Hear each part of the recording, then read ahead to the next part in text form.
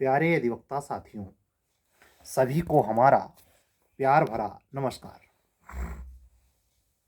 जैसा कि आप जानते हैं, आज का भी दिन बहुत सरगर्मी भरा रहा प्रयागराज में। समीक्षा अधिकारी के लिए री एग्जाम की मांग करने वाले सारे स्टूडेंट्स, अच्छी खासी संख्या कमीशन के इर्द गिर्द उसके लगभग सभी गेट के आसपास मौजूद रही। हजारों की संख्या में युवा बच्चों की भीड़, वो बच्चों की भीड़ जिसमें 95% कभी सिलेक्शन नहीं पाएंगे, लेकिन आशा बहुत बड़ी चीज़ होती है कि उनको ठंडक है। आप हमको खुद देख रहे हैं, मैंने कैप लगा रखी है, जैकेट पहन रखी है।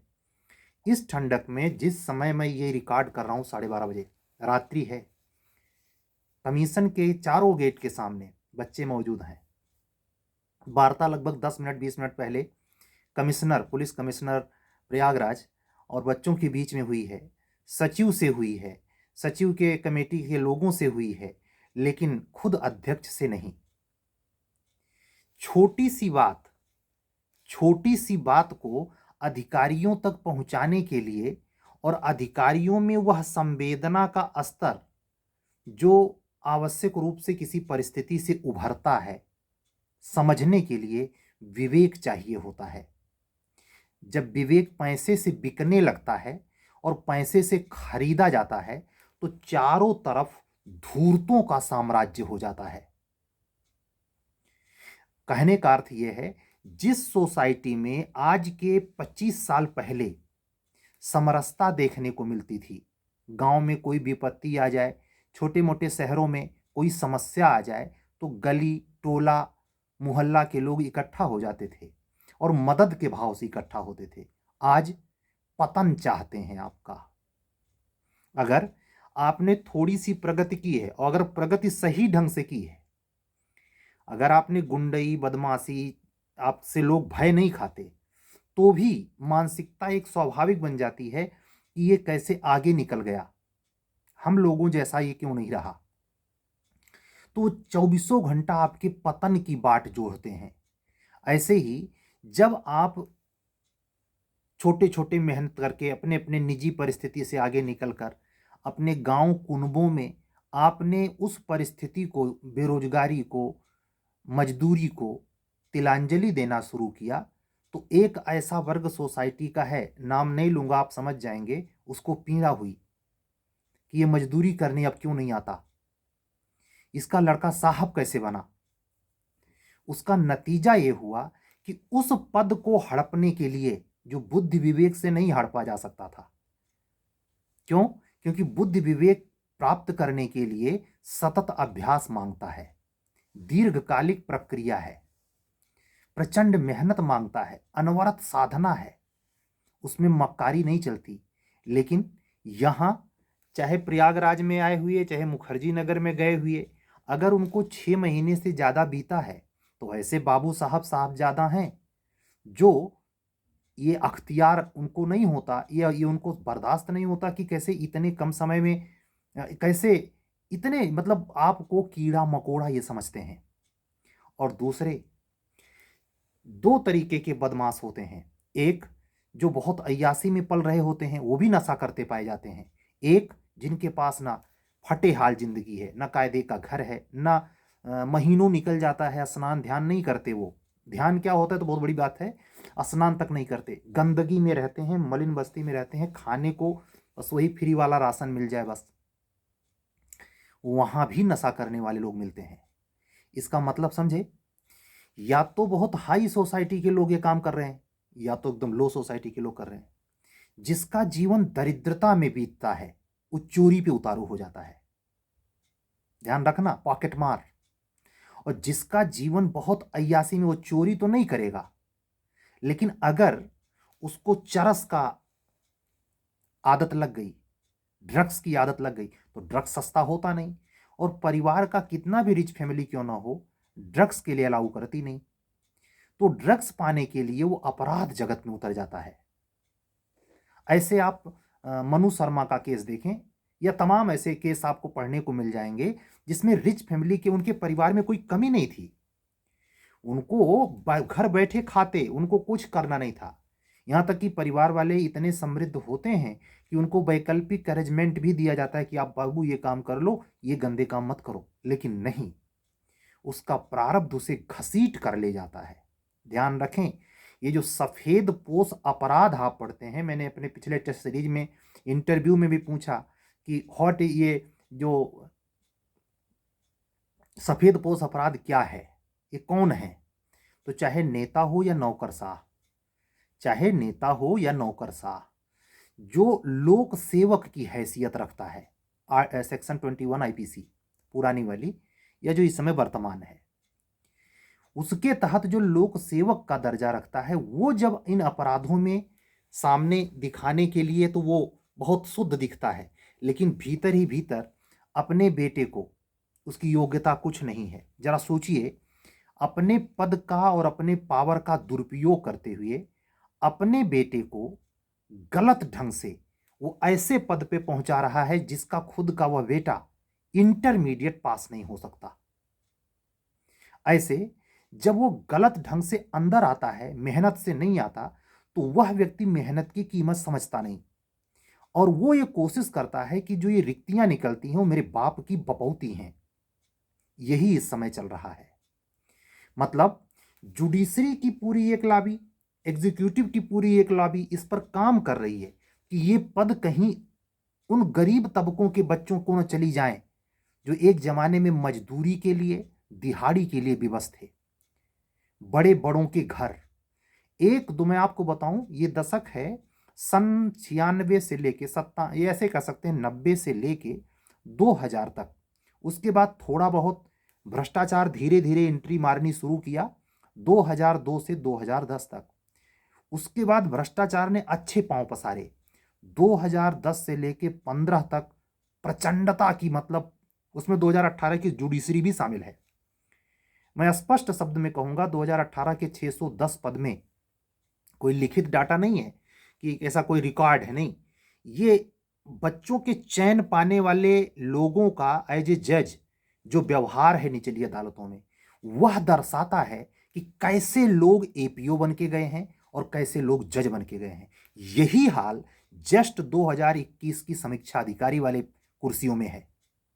रिजर्वेशन अलग मसला है। जैसे एक, मैंने नाम नहीं लूंगा, पटना हाई कोर्ट में न्यायमूर्ति की हैसियत से हैं, उन्होंने किसी अपराधी से पूछा, अपराधी से नहीं, किसी कर्मचारी से पूछा, वो शायद कोर्ट का ही कर्मचारी था या जो एज ए अभियुक्त या बचाव पक्ष के साइड से आया हुआ व्यक्ति था, उससे पूछा कि रिजर्वेशन से नौकरी पाए थे क्या। उसके बाद उनके चेहरे की भाव भंगिमा पढ़िए, वो यूट्यूब पे मौजूद है। आप उससे निष्कर्ष निकालेंगे कि एक विशेष वर्ग के लोगों को ओबीसी एससी का रिजर्वेशन बर्दाश्त नहीं होता। वो ये मानवे नहीं करता कि इसको चाहिए, वो मतलब बर्दाश्त नहीं करता कि बगल में बैठे। ये सत्य है। इसीलिए एक खास क्लास का व्यक्ति जब इस सेवा में आ भी जाता है तो चूंकि बहुतायत एक विशेष वर्ग का है, वो सम्मान नहीं पाता। मैं जेटीआरआई ट्रेनिंग में मैंने ये सीन देखी है। मैं गया नहीं हूं, मुझे अवसर नहीं मिला है, मैंने तस्वीरों से भाव पढ़े हैं जो जेटीआरआई में जाने के बाद वायरल होती हैं। सब अब बच्चे अपने अपने ग्रुप में दिखाने के लिए कि हम जेटीआरआई में ट्रेनिंग कर रहे हैं, वो जब जाहिर करते हैं तो पता चलता है ग्रुपबाजी। और वो ग्रुपबाजी और किसी की नहीं होती। किसी वहां प्रेम संबंध ईजाद नहीं हो जाता, वहां वो धर्म का स्थल वो बरसाने नहीं है, वो वृंदावन धाम नहीं है जहां परमात्मा बरसे। नो, वहां कुचक्र की वो जगह जो सिखाई जा रही है ट्रेनिंग कि जाके न्याय करिए, जाके आप नौकरशाही में, आप मजिस्ट्रेटिकल जॉब में न्याय करिए या एग्जीक्यूटिव फील्ड में काम करिए। वहां भी एक चीज देखने को मिलती है, जाति के आधार पर ग्रुपबाजी। मतलब एक व्यक्ति विशेष जाति का अगर है तो सामने वाले अधिवक्ता बंधु होते हुए, ऑफिसर होते हुए नजदीक किससे हो रहा है? केवल कास्ट के नाम पर। आप इसी प्रयागराज में, चाहे वो जीआईसी का टीचर हो, चाहे बेसिक में टीचर हो, मिडिल में टीचर हो, कहीं भी हो, उसके दिमाग का ये गोबर सबसे ऊपर सर चढ़ के बोलता है, जिसमें दो पार्टियां कुख्यात ही हैं, जिनके सिपा सालार भी हैं। वो अपने घर में चाहे जो कर रहे हों, वो सिपा सालारी नेता जिनके नाम पर वो पार्टियां चल रही हैं, लेकिन उनके नाम पर कत्ल करने के लिए उनकी ही बिरादरी के तथाकथित लोग जान दे देंगे। ये है कास्ट का प्रचंड तांडव। तो केवल भ्रष्टाचार में पैसा ही नहीं शामिल है, कास्ट भी शामिल है। इसलिए कास्ट, पैसा और ये जो सरकारी नौकरी का एक कुनबा एक तैयार हुआ कि सरकारी नौकरी ही सब कुछ है सम्मान के नाम पर, उसने ये चीजें हलाहल पैदा कर दी हैं। आपको हैरानी होगी जब ये प्रोटेक्शन 144 सीआरपीसी के तहत फोर्स लगाई जाती है, वहां भी ये उच्च स्तरीय नेता और उच्च स्तरीय अधिकारी इस प्रकार से पदों पर लोगों को ट्रांसफर करते हैं जिससे हमारी विशेष जाति का ढांचा भरभरा के गिरने न पाए। ये जड़वत उत्तर प्रदेश में जातीय दंश झेलता उत्तर प्रदेश बिहार किस दिन उभरेगा? फिलहाल वर्तमान मुद्दा इन दोनों पहलुओं को छिपाए हुए अंदर दबा हुआ ये अभी जाहिर नहीं हो रहा। इसके ऊपर क्या जाहिर हुआ? बच्चे री एग्जाम की मांग कर रहे और वो एविडेंस 2 तारीख तक मांग कर रहे, साथ में यह भी मांग कर रहे कि हमकी जो इंटरनल कमेटी हमने जो बनाई है उसकी 3 हफ्ते बाद रिपोर्ट आएगी। यानी अगर हम 2 तारीख से काउंट करें तो पूरा 2 मार्च से 2 अप्रैल और 2 अप्रैल के बाद मई में, यानी तब तक वो पीसीएस आराम से करवा चुके होंगे, इलेक्शन हो चुका होगा। इस मेथड से वो डेट रखी गई है। सरकार की क्या मंशा है इससे मेरा लेना देना नहीं, लेकिन यह जरूर है कि आप और हम जो ईमानदारी के नाम पर, मैं ईमानदारी का भगवा नहीं लहरा रहा, इससे भी मेरा सरोकार नहीं है, कोई ना समझे कि ईमानदारी और सत्य का गाना गा रहा, नहीं। तर्क से उन चीजों को समझिए जो चक्रव्यूह की रचना के समय द्रोणाचार्य और अभिमन्यु के बीच में घटित थी। तर्क के उस महत्व को समझिए जब पांडव बलशाली होते हुए क्या 12 वर्ष का वनवास स्वीकार करते हैं। तर्क के उस सिस्टम को समझिए कि 1 सेकंड में महाभारत को खत्म करने वाला महारथी भगवान कृष्ण, वो उतने समय का प्रारब्ध के घनीभूत इंतजार करते करवाते लीला करते हैं। हम आप किस खेत की मूली हैं? ऐसा सोच सकते हैं कि अगर बाई प्लान्ड सृष्टि में सब कुछ घट रहा है तो ये जितने भ्रष्टाचारी हैं और भ्रष्टाचारियों के आचरण के विरुद्ध जो तथाकथित ईमानदार और सत्य पर चलने वाले शोषित हैं, इन्होंने पिछले जन्म में उनसे कुछ किया रहा होगा, इस जन्म वो हिसाब ले रहे हैं। 2020 के हायर जुडिशरी में जिन्होंने तांडव झेला है, जो इंटरव्यू से बाहर हुए हैं वो सबसे ज्यादा, जो मेन से बाहर हुए उससे ज्यादा, उससे कम, और जो प्री में नहीं निकल पाए, एग्जाम देने गए, वो सबसे कम। जो भी प्रताड़ना झेलने हैं या जो मध्य प्रदेश हायर जुडिशरी में झेल रहे हैं कंटिन्यूअस, वो तथाकथित उन लोगों के गुनहगार हैं जो पिछले जन्म में भोगे गए हैं। अब की बार उनको मौका मिला है। आप सोचेंगे इस बात से गहरी निराशा फैलती है, सर इसमें आस नहीं टिकती।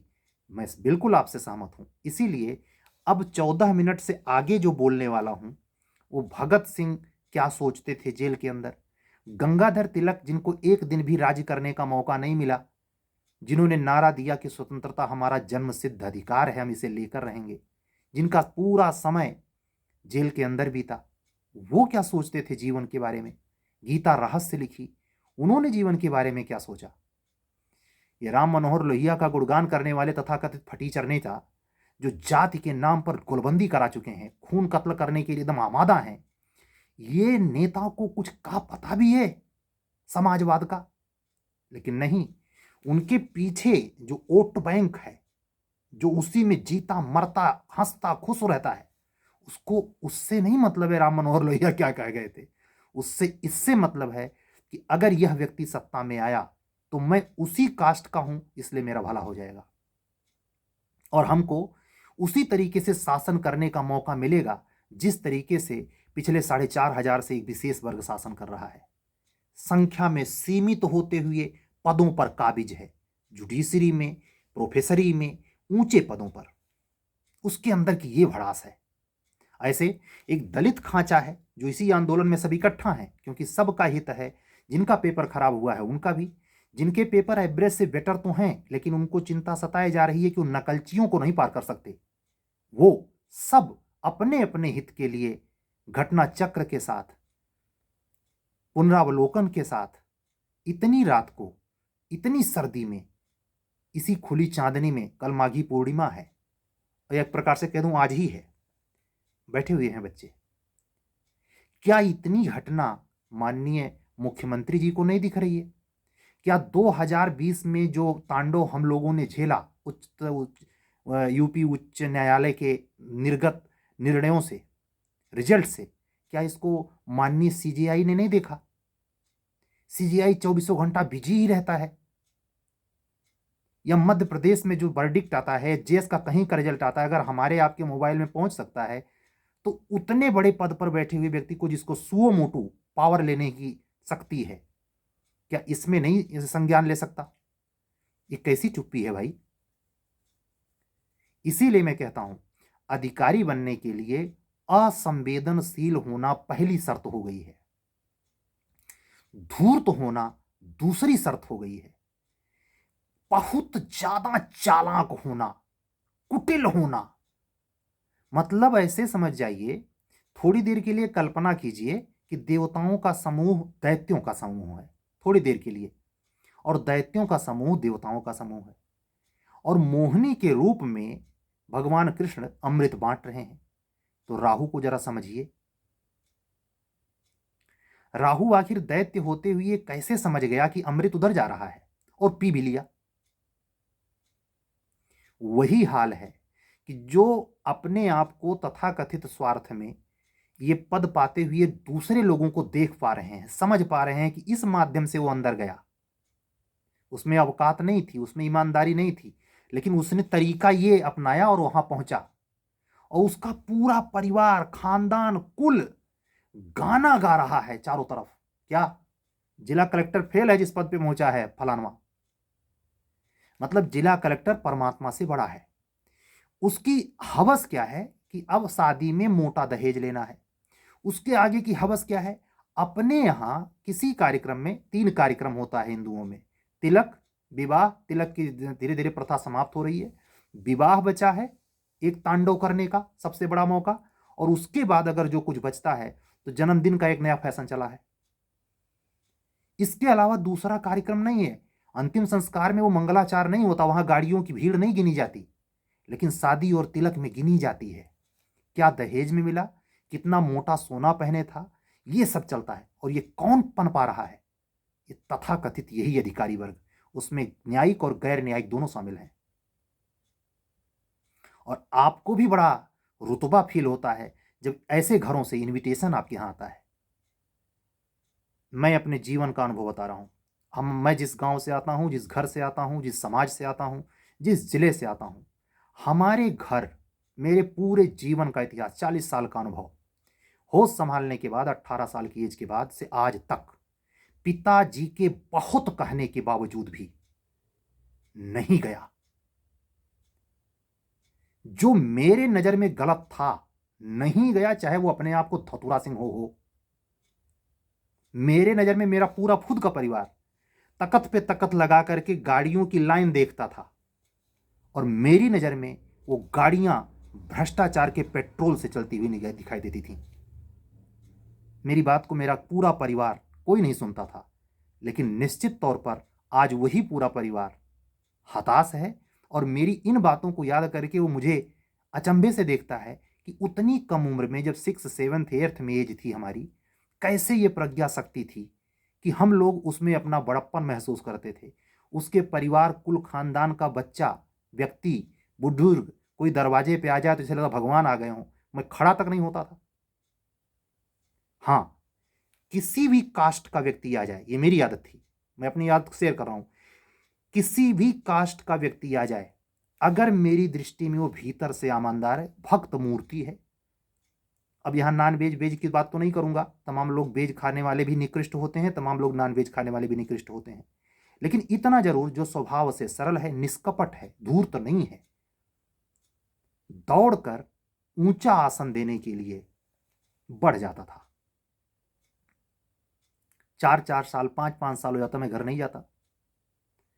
लेकिन हां, उन लोगों में मैं अभी भी जीवित हूं जिन्होंने मुझे 5 साल, 7 साल पहले देखा, 2 मिनट बात की है, गरीब है, दुखिया है, दलित वर्ग से है, ओबीसी है, से जनरल से है, लेकिन वो जनरल ओबीसी दलित जो धूर्तता की श्रेणी में नहीं आता, ऐसी छवि बनाई है, तब आप हमसे कनेक्ट हैं। नहीं, यूट्यूब बहुत है, यूट्यूब चैनल पे अनगिनत हैं, कुछ तो खाली खाऊं खाऊं पैसा है। 99% आपकी जिबिया पर आपका गलवा रेत दे महाराज। वैकेंसी आई नहीं कि मच्छर जैसे उधिरा जाते हैं। यहां बगैर वैकेंसी के पर डे आधा घंटा, 20 मिनट, 25 मिनट बगैर आपसे कनेक्ट हुए जी नहीं मानता।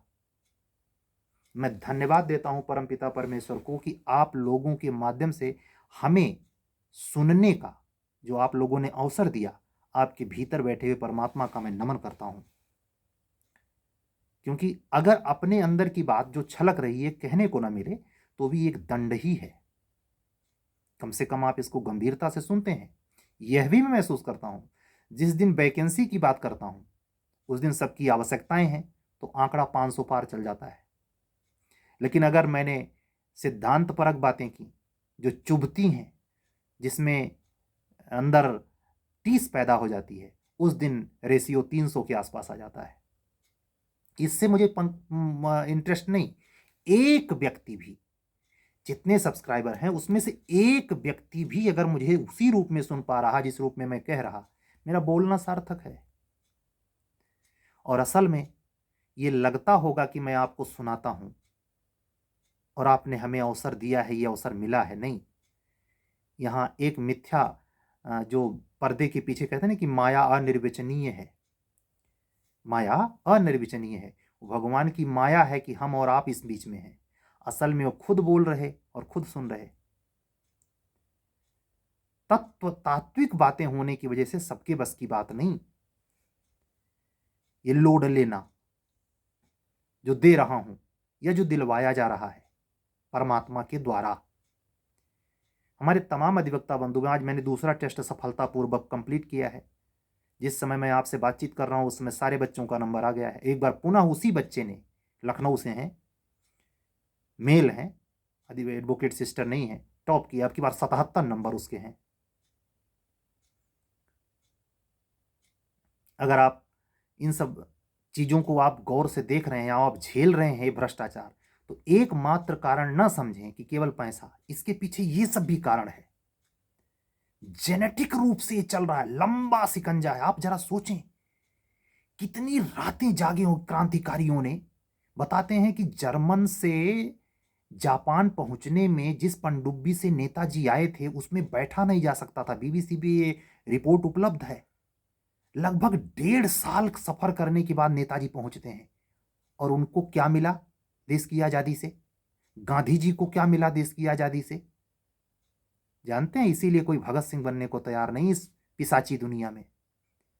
राहु जो हो जाएगा वो अमृत पी लेगा, चाहे भले गर्दन कटवा ले। कुछ तो इतने धूर्त हैं जिनको जेल जाने की भी चिंता नहीं है, लेकिन उनको पद चाहिए, अमृत चाहिए पद वाला। इस स्तर पे जब आ जाए तो समीक्षा अधिकारी भी बिक सकता है, न्यायाधीश भी बिक सकता है, कोई भी बिक सकता है। उसे आपकी हित से उस संवेदना नहीं है भाई। मैं बार बार कितनी बार कहूं, आप जिस संवेदना की अपेक्षा उससे कर रहे हैं वो बिल्कुल संवेदना नहीं उसके अंदर है भाई। चिल्लाते रहिए आप, धूप में गड़िए मरिए सड़िए, क्या फर्क पड़ता है। ऐसे वाकये तब होते हैं जब परमात्मा अपना चक्रव्यूह चलाता है। जो मैं 2-4 दिन वीडियो पहले मैंने कहा था कि सुख दुख दोनों रहते जिसमें, सुख दुख दोनों रहते जिसमें जीवन है वो गांव। हालांकि अभी ये स्थिति नहीं रही, लेकिन फिर भी कभी प्रदीप जी की आगे की लाइन दोहराता हूं, ऊपर वाला पासा फेंके नीचे पड़ते दांव। प्रयागराज की बगैर नाम लिए उस घटना को याद दिलाना चाहूंगा जिसमें दिन दहाड़े एक व्यक्ति की हत्या की गई, उसमें 2 कांस्टेबल मारे गए, और उसके बाद परिवर्तित हत्या में क्या हुआ आपको पता है। आपको लगता है ये योगी बाबा ने कराया? काल ने कराया। वही शनि का वर्ष है। वीडियो बंद करने के पहले फिर याद दिला रहा हूं, इसमें आपको सुस्ती पैदा कर देंगे शनि भगवान। कौन किन लोगों को? जो ईमानदारी से पढ़ते हैं, जिनमें संवेदना है, जो बहुत करुणा से भरे हैं, जो बहुत भावुक हैं, उनको ये शनि की देरी सुस्त कर देगी। सो जाएंगे वो, पढ़ना कम कर देंगे, लगभग लगभग बंद कर देंगे। मुझे स्पष्ट आभास होता, मैं किसी के कमरे में नहीं हूं, लेकिन हमसे जुड़े हुए 98% हर वर्ग के, एपीओ के, जे के, एचजेएस के, तीनों के अधिवक्ता बंधु और बहन ने लगभग लगभग पढ़ाई ठप करके रख दी है। और जिनको पद पाना है उनको पढ़ना है ये नहीं है। उनका प्री मेन इंटरव्यू तीनों पैसे पे है। तो अगर देखा जाए तो कोई नहीं पढ़ रहा। इसीलिए मैं कल की भी क्लास रोक दिया और आज की भी रोक दिया। इतनी अगर प्रज्ञाशीलता परमात्मा ने ना दी होती तो भले ही यूट्यूब चैनल, आप इसको मानिए, मेरे इस यूट्यूब चैनल पर, मेरे व्यक्तिगत कार्यक्रमों पर, मेरे पर्सनल क्लासेस पर कितने अटैक हुए हैं मैं जानता हूं। वो शेयर नहीं करूंगा आपसे, बस हिंट काफी है। उसी आधार पर मैं कह रहा हूं कि अगर आपने वाकई में सत्य है, आप बहुत अर्थ से युक्त नहीं है, गरीबी है, और आप सोचते हैं कि ईमानदारी से देंगे, ईमानदारी से परीक्षा होगी, रिजल्ट आएगा और नौकरी मिल जाएगी, अपने घर परिवार समाज का भाग्य पलट पाएंगे, तो ध्यान रखिए शनि भगवान आप ही का इम्तहान ले रहे हैं। आप ही को धीरज रखना है। क्यों? अचानक जब ये 26 मार्च के बाद उदय होंगे तो आपको सूझेगा नहीं कि अब क्या करें। 26 मार्च तक कुछ होगा नहीं, और 26 मार्च के बाद जब शुरू होगा तो रुकेगा नहीं। बस आज की बात पूरी। आप लोगों की ये बातें कितनी अच्छी लगती हैं आप लोग कमेंट किया कर सकते हैं। आपको बातें सिर्फ मैं मनोरंजन के लिए नहीं कहता, असल में अगर आप सीख सकें तो ये प्रज्ञा का विषय है। अपने में शाश्वतता लाएं, धूर्त लोगों से बचें। इसी आंदोलन में जो प्रयागराज में चल रहा है, वो ठग, महाठग, कोचर जो इसमें पूरा संलिप्त हैं, लेकिन आपके साथ खड़े हैं इसलिए ताकि आप भांप न जाएं कि ये उस गोल का आदमी है। जैसे मैं अपना एक अनुभव शेयर करूं, अन्ना मूवमेंट में वहाँ दिल्ली जो धरना स्थल है, जंतर मंतर, वहाँ जब मैं जाता था, लगभग रेगुलर जाता था, 20 दिन गया, मैं वहाँ एक चीज़ देखता था कि कांग्रेसाई, मतलब उस समय कांग्रेस की सत्ता थी, वहाँ कांग्रेसाई भी भेष बदल कर केवल रिपोर्टिंग करने के लिए भीड़ में मौजूद रहते थे कि प्रशांत भूषण कहाँ जा रहा है, कुमार विश्वास कहाँ आ रहा है, अब क्या हो रहा है आंदोलन में, रिपोर्टिंग करने के लिए। कितने पत्रकार, कितने क्या। लेकिन देखिए काल चक्र घूमा, अरविंद केजरीवाल 2 बार वहां के मुख्यमंत्री बन चुके, कांग्रेस जड़ से खत्म हो गई दिल्ली से। ऐसे जो ये शनि का वर्ष है, में इतना विश्वास है मुझे, जितना भ्रष्टाचार हो, आगे भी हो, पीछे भी हुआ, लेकिन इस साल अगर एग्जाम होता है किसी भी कहीं भी, नहीं हो पाएगा। करके देख लें। जीना मुहाल कर दिया है कमीशन के अधिकारियों को। पहली बार पाला पड़ा है इस बीजेपी गवर्नमेंट में। आप इमेजिन करें कि रात के इतने समय और हजारों की संख्या में उनको जरा सा, मतलब इस सरकार में मुख्यमंत्री है ही नहीं। अरे यार, एक बार माइक उठाओ, सीधे संबोधित करो, आश्वासन दो। और कैसा मुख्य सचिव है, चीफ सेक्रेटरी तक को भी इसकी खबर नहीं। यह है संज्ञा शून्यता। आप जरा सोचें, आप उस कहानी में बड़ी एक रोचक घटना सुनते हैं। कहते हैं कि सूर्य और चंद्रमा ने नारायण को बताया, मतलब कहानी भी गढ़ते हैं तो बड़ी गजब। सूर्य और चंद्रमा ने नारायण की मोहिनी रूप को बताया कि अरे अरे वो तो राहु है, राक्षस है। जरा आप सोचिए, जो परमात्मा अंतर्यामी है वो चंद्रमा और सूर्य के भरोसे है। जो परमात्मा अंतर्यामी है कि आपके भीतर क्या चल रहा है। असल में वो उसी बहाने नारायण लीला करना चाह रहे थे कि देवता होशियार कितनों बने, मतलब ईमानदार व्यक्ति को, सत्य बोलने वाले को कितनों नशा हो जाए कि हमारे जितना शुद्ध आदमी धरती पे है नहीं, सनद रहे हमेशा राहु से। उसके थाली में से उसके हिस्से का राशन, खाना, भोजन गायब करने की क्षमता ईमानदार व्यक्ति में नहीं होती। हमेशा ध्यान रखिए, एक चोरी और डकैती करने वालों को ज्यादा दिमाग रखना पड़ता है, भजन करने वाले को नहीं। इसीलिए जो धूर्त होता है, यानी जिसको बार बार झूठ बोलने की आदत है, और इतना धूर्त है वो, मतलब सीधे जिसने उसे निर्मित किया, परमात्मा भी उसके सामने आके खड़ा हो जाए तो उसको भी नहीं बख्शेगा, वो राहु है। माया, प्रचंड माया। तो ये जो आंदोलन चल रहा है, मैंने ये बातें क्यों कही, मैं स्पष्ट अनुभव कर रहा हूं। मेरा अंदाजा उस भीड़ में कम से कम 1/3 ऐसे लोग हैं जो पूरे तरीके से ये चाहते हैं कि एग्जाम कैंसिल ना हो। क्यों? उनका हित इसी में है कि भ्रष्टाचार हो, पेपर लीक सही माना जाए, मेंस का नाटक कर दिया जाए, सिलेक्शन तो हम लोगों का होगा। लेकिन इस दबाव में वो इस भीड़ के साथ आके खड़े हो गए हैं जिससे ये लगे कि ये भी तो यह आंदोलन में गया था। अंदर से अंतः प्रज्ञाशील होना, बुद्धत्व घटित होना दूसरी बात है, बाहर से रामनामी दुपट्टा ओढ़ लेना और कुंटल भर पीला वाला चंदन माथे पे पोत लेना, ये बड़ा आसान है। इसलिए भारत को प्रतीकों में फंसाया गया, मध्य एशिया को प्रतीकों में मौलवियों ने फंसाया जो दिमाग के सातिर थे। हमारे यहां, मैं नाम क्यों लूं, आप समझ जाइए, अंदर से एकदम जहर भरा है, बाहर से रामनामी दुपट्टा ओढ़ के साधु बना है। इस रहस्य को समझिए। ये आप में गुमान नहीं होना चाहिए कि आप बड़ा सदा सत्य बोलते हैं, आप ईमानदार हैं। एक ईमानदार के इसी सूत्र पे कहा गया है, 1000 बेईमान दुश्मन होते हैं। जीवन में कभी कभी झूठ महत्वपूर्ण भूमिका निभाता है।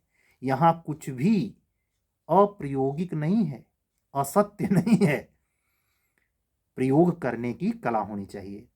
उसी झूठ से, झूठ को हथियार बनाकर दुशासन का वध करवा देते हैं भगवान, और उसी झूठ के बदौलत द्रोणाचार्य की ऐसी आवश्यक मृत्यु होती है कि अगर द्रोणाचार्य जीवित रहते तो महाभारत ने खत्म होता। क्या समझते हैं? सीखिए। आज की बातें यहीं तक, आधे घंटे हो गए। आप लोगों के साथ समय बांटना परमात्मा के साथ वार्तालाप जैसा लगता है। मैं इतना ही कहूँगा, हमारी बातों को अन्यथा न लेते हुए सभी अधिवक्ता बंधुओं और बहनों से विनम्र अपील है कि हमारे मनोभाव को समझें। अगर जीवन में ऐसे संजोग बस स्थितियां हैं तो उसका आस्वादन न लें, उससे निकलने का प्रयास करें। हो सकता है संजोग बस हमारी वाणी को माध्यम बना के परमात्मा आपसे डायरेक्ट कह रहा हो। ठीक है? अगर आप हमारे द्वारा चलाए जा रहे कार्यक्रमों में से UP HGS, Bihar HGS, UP Jharkhand judiciary के लिए जो 10 टेस्ट की आवश्यक सीरीज चल रही है, जिसमें 2 हो गया, 8 बाकी है, जुड़ना चाहते हैं तो व्हाट्सअप नंबर किनारे है 7705090393 पर व्हाट्सअप करके हमसे आप जुड़ सकते हैं। कल हम फिर मिलेंगे एक आवश्यक वीडियो के साथ। तब तक के लिए विदा दीजिए। सभी अधिवक्ता बंधुओं और बहनों को जय सिया राम बोलते हुए शुभ रात्रि। माघ पूर्णिमा की बहुत सारी मंगल शुभकामनाएं। सत्यमेव जयते।